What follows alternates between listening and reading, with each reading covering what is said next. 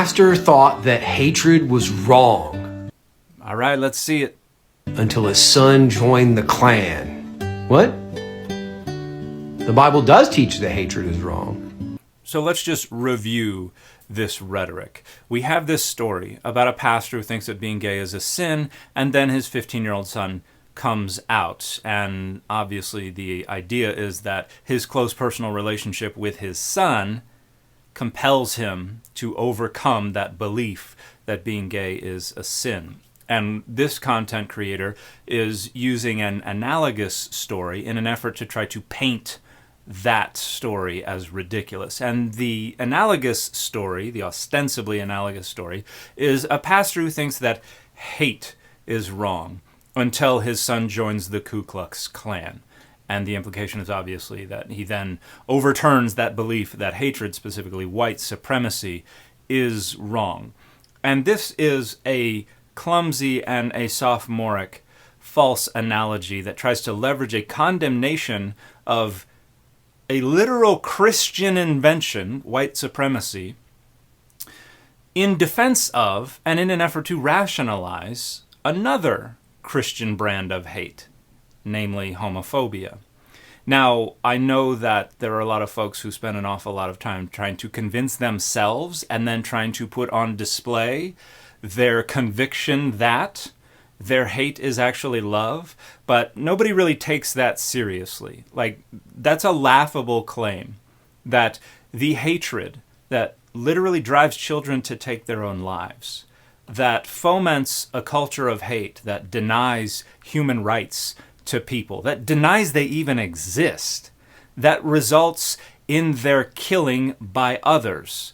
That's not love. Nobody takes seriously the notion that that's actually love, because it's not. And it's very clear that the folks who are trying to convince others that no, that hatred is actually love, are really trying to convince themselves to make themselves feel better about spreading hatred.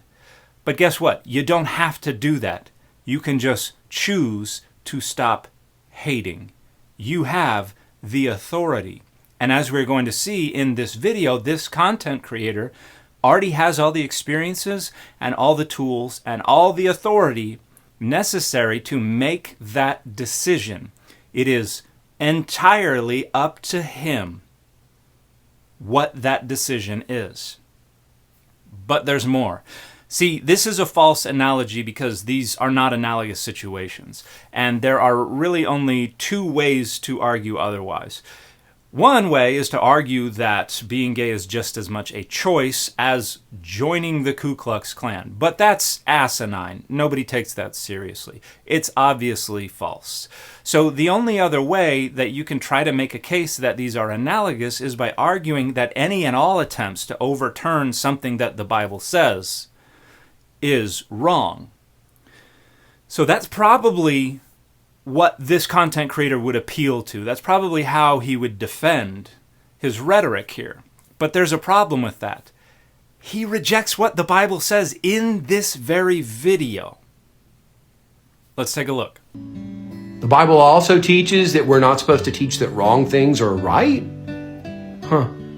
So he says that the Bible also teaches that we're not supposed to teach that wrong things are right, and puts Matthew 5:19 up on the screen. And in addition to being a bit of a hasty generalization, I think you could arrive at the same conclusion based on a more competent reading of this text, but the way it was framed is a hasty generalization. But also, this content creator rejects what is taught as right in this very passage. Because Matthew 5:19 is saying that anyone who teaches anyone else that any part of the law of Moses is no longer in force will be the least in the kingdom of heaven. See, the author of the Gospel of Matthew was a Judaizer. They believed that the law of Moses remained in effect for followers of Jesus, and they represent Jesus saying that not one jot or tittle of the law will fail until heaven and earth pass away. And he says, your righteousness must exceed the righteousness of the Pharisees. And he says here in Matthew 5:19, anyone who teaches anyone else that any part of the law of Moses is no longer in effect is wrong. This is why throughout Matthew, we never see anything about any part of the law of Moses no longer being in effect. You see Jesus saying, we are going to escalate things. You see Jesus saying, here's a law, guess what? You have to do more. You have to go above and beyond. And we see Jesus saying things like, in response to the folks who tithe mint and cumin but leave undone the weightier matters of the law, Jesus says you need to do the weightier matters of the law and also the tithing of the mint and cumin. Jesus doesn't let him off the hook with the tithing. The author of the Gospel of Matthew thinks that the law of Moses is still in force for followers of Jesus and says that's not changing until heaven and earth pass away. This content creator rejects that. Now, they're going to have other passages from other parts of the Bible that they can leverage to try to overrule the plain sense of what's going on in Matthew, and they're going to try to argue for reinterpretations and renegotiations of the text. And they may have a case to make, because there are a lot more authors in the New Testament who say the law of Moses is no longer in effect than that say the law of Moses will forever remain in effect. But Matthew definitely is saying the law of Moses is still in effect. And this content creator rejects that. And this is part of the inevitability of negotiating with the Bible. The Bible is not univocal. The New Testament is not univocal. You have to negotiate with it. You have to decide what's going to get priority, what's going to be marginalized, what's going to be reinterpreted, what's going to be ignored. And that is guided by your own personal interests, your identity politics, your social, your historical circumstances, your goals for the future, your received tradition. That's all going into this negotiation. The Bible itself is just the proof text. It's just the rubber stamp. So, everybody rejects what the Bible says because you cannot generate a single, consistent, unified message without negotiating away many parts of the Bible. So in this very video, this content creator does the very thing that he suggests is wrong. And of course, he has ways to convince himself, at least for the time being, that what he is doing is right. And that's the nature of identity politics. That's the intuitive side of identity politics. It makes you feel good about the things that advance the interests of your identity politics, and it gives you the ick about things that don't.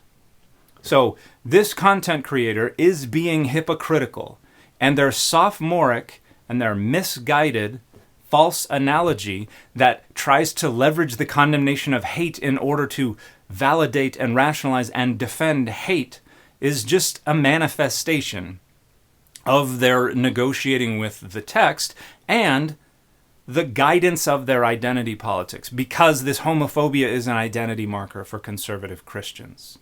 But guess what? It doesn't have to be. You don't have to promote hate.